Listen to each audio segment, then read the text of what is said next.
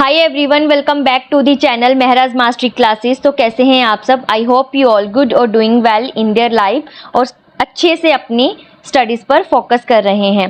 तो कल हमारा यूपीएससी का प्रीलिम्स का रिज़ल्ट आ चुका है और मुझे प्लीज़ आप बताना किस किस का प्रीलिम्स क्लियर हो गया है कमेंट बॉक्स में। ओके, तो अभी तक जो हमने किया था वो किया था हिस्टोरिकल बैकग्राउंड, इंडियन पॉलिटी का हिस्टोरिकल बैकग्राउंड कंप्लीट कर लिया था।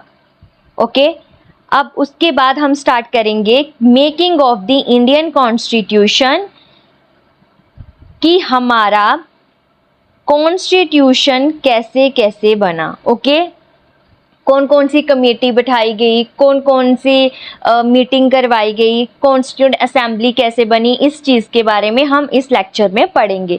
ओके, तो चलिए स्टार्ट करते हैं। सबसे पहले करेंगे आज की हमारी कोटेशन। कोटेशन बहुत इंपॉर्टेंट कोटेशन है। ये आपको डिसिप्लिन के बारे में बताएगी, आपकी रिस्पॉन्सिबिलिटी के बारे में बताएगी। Either you run the day और द डे रन यू, या तो आप अपने दिन को अपने तरीके से चलाओ, नहीं तो दिन आपको अपने तरीके से घसीटेगा। ओके, पर हम क्या समझते हैं कि अगर हम अपने टाइम और एनर्जी को अच्छे से प्लान करके यूटिलाइज करेंगे तो हमारे टास्क भी कंप्लीट होंगे, हम डिसिप्लिन भी फॉलो करेंगे। ओके, और हम अपने टारगेट को अचीव भी कर सकते हैं। ओके, नहीं तो पूरा दिन हम लोगों के अकॉर्डिंग चलेंगे। ओके, हमें कोई हमारे पास डायरेक्शन नहीं होगी, हम अपने गोल को अचीव नहीं कर सकते। इसीलिए अपने दिन की प्लानिंग करें, सुबह उठते ही प्लानिंग करें कि आज हमें ये टास्क कंप्लीट करने हैं। तो ठीक है, आप प्लानिंग करो कि आज कौन सा सब्जेक्ट आपको कंप्लीट करना है। यूपीएससी के लिए इंडियन सोसाइटी करनी है, गवर्नेंस करनी है, इंडियन पॉलिटी करनी है, ये सब आप डिसाइड करके प्लान करके रखो। अगर दिन में कुछ टास्क रह जाते हैं तो आप उसके लिए बुरा मत फील करो, क्योंकि स्टार्टिंग में कोई भी मास्टर नहीं होता। कुछ चीज़ों को पाने के लिए धीरे धीरे मास्टरी लेनी पड़ती है। ओके, तो ये था आज का आपका कोड। तो चलिए स्टार्ट करते हैं आज का हमारा लेक्चर। सबसे पहले बात आती है डिमांड फॉर कॉन्स्टिट्यूट असेंबली। सबसे पहले आपको पढ़ना है कि ये कॉन्स्टिट्यूट असेंबली होती क्या है।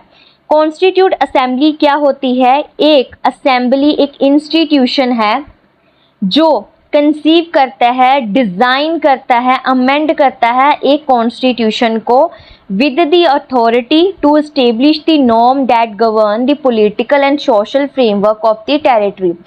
अगर बात करें हम कॉन्स्टिट्यूट असेंबली की, तो ये एक इंस्टीट्यूशन होता है जहाँ पर आपका कॉन्स्टिट्यूशन डिज़ाइन किया जाता है, अमेंड किया जाता है, एक अथॉरिटी इस्टेब्लिश की जाती है कि जो भी हम कॉन्स्टिट्यूशन में रूल्स बनाएंगे उसको पॉलिटिकली और सोशल फ्रेमवर्क में कैसे लेके आना है और कैसे उसको गवर्न करना है। इसको हम बोलते हैं constitute assembly.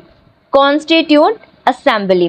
Then constitute assembly एक बॉडी है जो इलेक्टेड होती है, अपॉइंटेड है, जो ड्राफ्ट बनाती है, अडॉप्ट करती है न्यू कॉन्स्टिट्यूशन को। अगर इंडिया की बात करें तो कॉन्स्टिट्यूट असेंबली सबसे पहले नवंबर 1946 में बनाई गई थी। किसके तहत? कैबिनेट मिशन प्लान के तहत ये बनाई गई थी। और ये जो कमेटी थी, असेंबली थी, ये पार्शली इलेक्टेड थी और पार्शली नॉमिनेटेड थी। ओके, अब बात आती है कि सबसे पहले इसकी डिमांड किसने की। सबसे पहले इसकी डिमांड की एमएन रॉय ने 1934 में। 1934 में इन्होंने एमएन रॉय ने इसके लिए डिमांड की कि हमारे भी एक कॉन्स्टिट्यूट असेंबली होनी चाहिए जहां पर हमारा कॉन्स्टिट्यूशन तैयार किया जाए। और एमएन रॉय जो थे वो एक कम्युनिस्ट मूवमेंट का हिस्सा थे। देन उसके बाद 1935 में इंडियन नेशनल कांग्रेस ने इसे ऑफिशियली डिमांड कर दिया। ओके, अगर हम बात करें एमएन रॉय के बारे में थोड़ा सा, तो इनको ये आइडिया कहाँ से आया था? ओके, तो ये आइडिया इनके पास फ्रेंच रेवोल्यूशन से इन्फ्लुएंस होके आया था। फ्रेंच, अमेरिकन और सोवियत रेवोल्यूशन में उन्होंने अपना अपना कॉन्स्टिट्यूशन बनाया था, तो तब एमएन रॉय जी ने ये सुजेशन दिया था कि इंडिया के पास भी अपनी कॉन्स्टिट्यूट असेंबली होनी चाहिए। ओके, तो अब बात आती है कि ये डिमांड क्यों रेज हुई, इसकी ज़रूरत क्यों पड़ी। तो जो भी प्रीवियस लॉ बनाए थे, जैसे गवर्नमेंट ऑफ इंडिया एक्ट बनाया गया था, ब्रिटिशर्स ने बनाया था, बट उसमें कोई भी इंडियन ऐड नहीं था। तो इंडियन चाहते थे कि कॉन्स्टिट्यूशन जो था वो खुद बनाया जाए without interference of others, mean foreigner. People demanding Swaraj, लोग क्या चाहते थे? सेल्फ रूल चाहते थे और चाहते थे कि हम अपना फ्यूचर अब खुद अपने हाथ में लें। ओके, खुद शेप दें। कॉन्स्टिट्यूट असेंबली को फर्स्ट टाइम 9 दिसंबर 1946 में बनाया गया। यहाँ पर ड्राफ्ट किया गया, फॉर्मुलेट किया गया कॉन्स्टिट्यूशन ऑफ इंडिया को, और इसका फाइनल सेशन कब हुआ था? 24 जनवरी 1950 में। ओके, देन अगर बात करें, कॉन्स्टिट्यूट असेंबली एक प्रोविजनल पार्लियामेंट रही है जनवरी 26 1950 पर। इस लाइन का क्या मतलब है कि जब तक फर्स्ट इलेक्शन नहीं हुए थे, तब तक जो भी कॉन्स्टिट्यूट असेंबली के मेंबर थे वो प्रोविजनल पार्लियामेंट के मेंबर थे। ठीक है, जैसे अभी जो मिनिस्ट्री है, जो मिनिस्ट्री ऑफ फूड एंड ये आपके पास जैसी मिनिस्ट्री है, डिफेंस मिनिस्ट्री है, ये सारे के सारे जैसे थे। पहले जो भी कॉन्स्टिट्यूट असेंबली के मेंबर थे उनके पास ये पावर थी। देन इलेक्शन हुए 1952 में। देन न्यू पार्लियामेंट इस्टेब्लिश की गई। देन मेंबर को चूज किया गया, इलेक्ट किया गया। उसके बाद हम पढ़ लेते हैं इसका हिस्टोरिकल बैकग्राउंड। हिस्टोरिकल बैकग्राउंड में देखें, कॉन्स्टिट्यूट असेंबली जो इंडिया के लिए वो एक नेशन का एस्पिरेशन था कि हम खुद कॉन्स्टिट्यूशन बनाएंगे और ब्रिटिश कॉलोनियल रूल को एंड करेंगे। उसके बाद 1934 में इंडियन कॉन्स्टिट्यूट असेंबली का जो आइडिया था वो फर्स्ट टाइम एमएन रॉय ने दिया। 1935 में इंडियन नेशनल कांग्रेस ने फर्स्ट टाइम ऑफिशियली ये डिक्लेयर किया, ठीक है, डिमांड की कॉन्स्टिट्यूट असेंबली की। और 1938 में जवाहरलाल नेहरू ने इंडियन नेशनल कांग्रेस के बिहाफ पर डिक्लेयर किया कि कॉन्स्टिट्यूशन जो होगा इंडिया का वो फ्रेम किया जाएगा without interference by the constitute assembly elected on the basis of adult franchise. Adult franchise करवाया जाएगा, उसके बाद इलेक्ट किया जाएगा। ओके, और एडल्ट फ्रेंचाइज आपको पता है कि जो 18 से अबव होंगे उनसे वोट करके। ओके, देन नेक्स्ट पॉइंट है हिस्टोरिकल बैकग्राउंड में कि सबसे पहले जो डिमांड फाइनली एक्सेप्ट की गई ब्रिटिशर्स के द्वारा वो की गई अगस्त ऑफर 1940 को बोला जाता है, और क्रिप्स मिशन भेजा गया इंडिया में। यहाँ पर प्रपोजल दिया गया कि कॉन्स्टिट्यूशन, इंडिपेंडेंट कॉन्स्टिट्यूशन बनाने की परमिशन हम दे देंगे, बट देंगे कब? वर्ल्ड वॉर 2 खत्म होने के बाद। देन क्रिप्स का प्रपोजल जो था वो मुस्लिम लीग ने रिजेक्ट कर दिया, और क्योंकि वो चाहते थे कि इंडिया को 2 ऑटोनॉमस सेपरेट कॉन्स्टिट्यूट असेंबली चाहिए, मीन इंडिया को 2 पार्ट्स में डिवाइड किया जाए, इंडिया और पाकिस्तान में, और दोनों की सेपरेट क्या होगी? कॉन्स्टिट्यूट असेंबलीज होगी। ओके, देन उसके बाद इंडियन वाज नॉट हैप्पी, क्योंकि इंडियन इस चीज़ के लिए हैप्पी नहीं थे। इंडियन इसलिए हैप्पी नहीं थे क्योंकि क्रिप्स मिशन बार बार यही चीज़ दोहरा रहा था अगेन एंड अगेन कि वो कॉन्स्टिट्यूट असेंबली देंगे।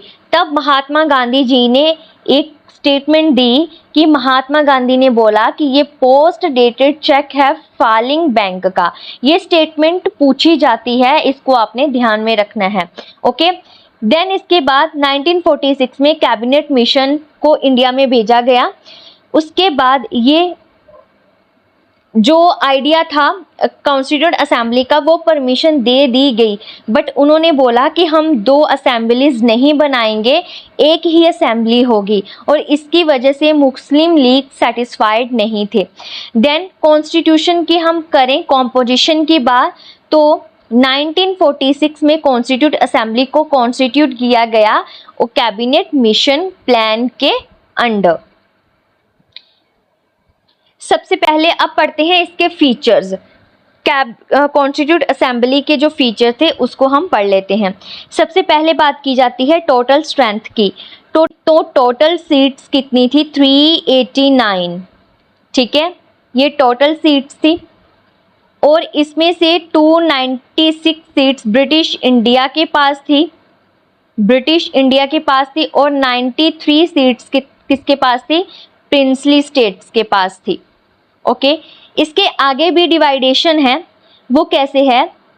296 में से 292 सीट्स जो थी वो ब्रिटिश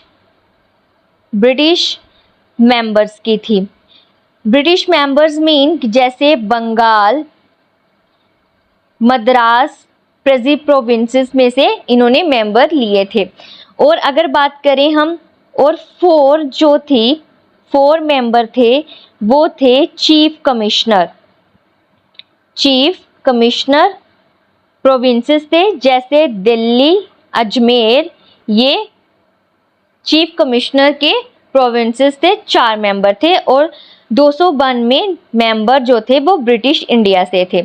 ओके, अगर हम इसकी एग्जाम्पल की बात करें तो जैसे बंगाल एक प्रोविंस है, ठीक है, बंगाल क्या है?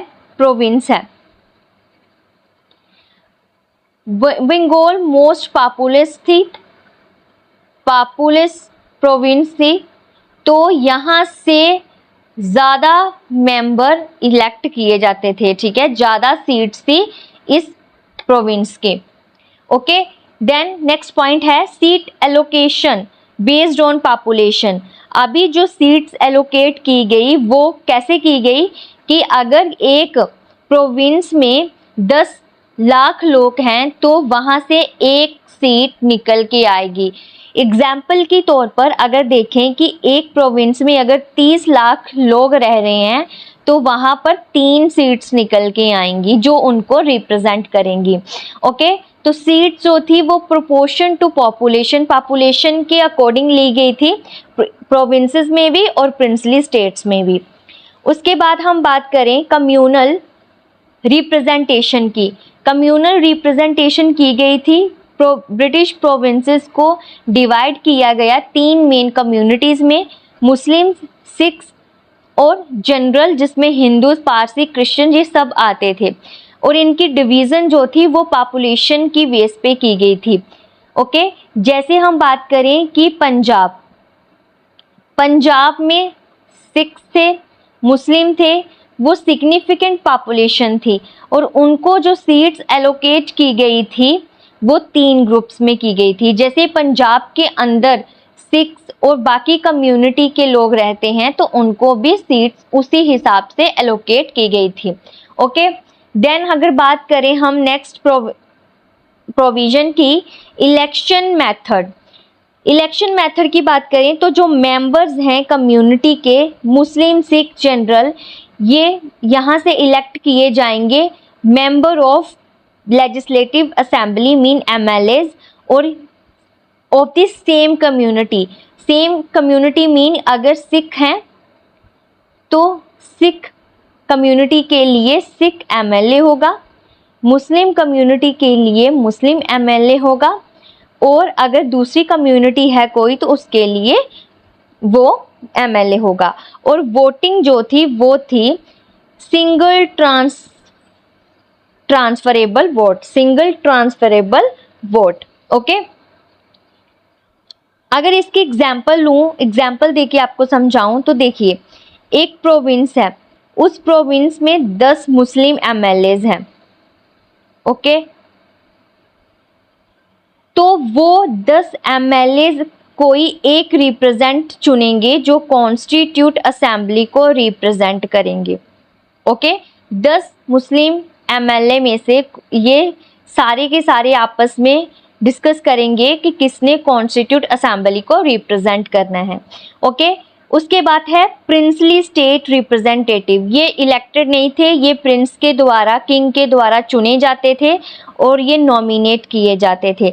जैसे महाराजा ऑफ मैसूर, इन्होंने नॉमिनेट किया मैसूर को किसी अपने मेंबर को कि वो कॉन्स्टिट्यूट असेंबली को रिप्रेजेंट करे। ओके, देन अब बात करें अगर कि जो कॉन्स्टिट्यूट असेंबली थी वो पार्शली नॉमिनेटेड थी, पार्शली इलेक्टेड थी। ठीक है, उसके बाद ये इनडायरेक्टली इलेक्टेड मेंबर थे प्रोविंशियल असेंबली में। यहाँ पर इनके पास लिमिटेड फ्रेंचाइज थी। लिमिटेड फ्रेंचाइज का मीन कि जैसे प्रॉपर्टी हो, जिसके पास प्रॉपर्टी थी, जिसके पास एजुकेशन थी, वहाँ से ये वही लोग इसको इलेक्ट कर सकते थे। ठीक है, लिमिटेड फ्रेंचाइज। उसके बाद जो सीट्स थी वो पॉपुलेशन के हिसाब से सेट की जाती थी। कॉन्स्टिट्यूट असेंबली से सबसे पहले जुलाई से अगस्त 1946 में 296 सीट्स ब्रिटिश इंडियन प्रोविंसेस को दी गई और इसमें से जो इलेक्शन हुए थे, एक बात बता दूं कि 1946 में जुलाई अगस्त में इलेक्शन हुए थे और उसमें 296 सीट में से 208 इंडियन नेशनल कांग्रेस के पास गई, मुस्लिम लीग के पास 73 और अगर दूसरे स्मॉल ग्रुप्स की बात करें तो उसके पास 15 सीट थी। बट 93 सीट्स जो प्रिंसली स्टेट के पास थी, उन्होंने इस असेंबली को ज्वाइन करने से मना कर दिया। देन मेंबर्स जो इलेक्टेड किए गए थे लोगों के द्वारा, कि मेंबर्स जो थे वो डायरेक्टली इलेक्ट पीपल्स के द्वारा नहीं किए जाते थे। जैसे आज वोटिंग होती है वैसे ये वोटिंग नहीं लोगों से वोटिंग नहीं करवाई गई। Okay, but assembly had a representative for all section. But उस कॉन्स्टिट्यूट असेंबली में जो जितने भी मेंबर थे वो हर एक कम्युनिटी में से था। मीन हिंदू कम्युनिटी से भी थे, मुस्लिम कम्युनिटी से भी थे, सिख कम्युनिटी से भी थे, पारसीज, और ऐसे करके सारी कम्युनिटी से लोग कॉन्स्टिट्यूट असेंबली में थे, मेंबर थे। महात्मा गांधी जी ने इस कॉन्स्टिट्यूट असेंबली को ज्वाइन नहीं किया था। ओके, अगर आपने मुझे बताना है कि महात्मा गांधी के साथ साथ कौन ऐसे पर्सन थे जिन्होंने इस कॉन्स्टिट्यूट असेंबली को ज्वाइन नहीं किया था, आप अपना आंसर कमेंट बॉक्स में देना। ओके, तो ये था हमारा सबसे पहला पोर्शन कि हमने अभी जो हमारा नेक्स्ट टॉपिक होगा वो होगा कि ऑब्जेक्टिव रेजोल्यूशन जो पेश किया गया था और किस किस टाइम पे जो मीटिंग्स हुई थी कॉन्स्टिट्यूट असेंबली के, उसके बारे में हम पढ़ेंगे। ओके, तो आज के लिए बस इतना है, मिलते हैं नेक्स्ट लेक्चर में। तो अगर आपने इस चैनल को सब्सक्राइब नहीं किया तो please subscribe the Mehraj mastery classes और लाइक और शेयर करना ना भूलें। तो चलिए मिलते हैं नेक्स्ट लेक्चर में। Bye everyone, thank you everyone, जय हिंद।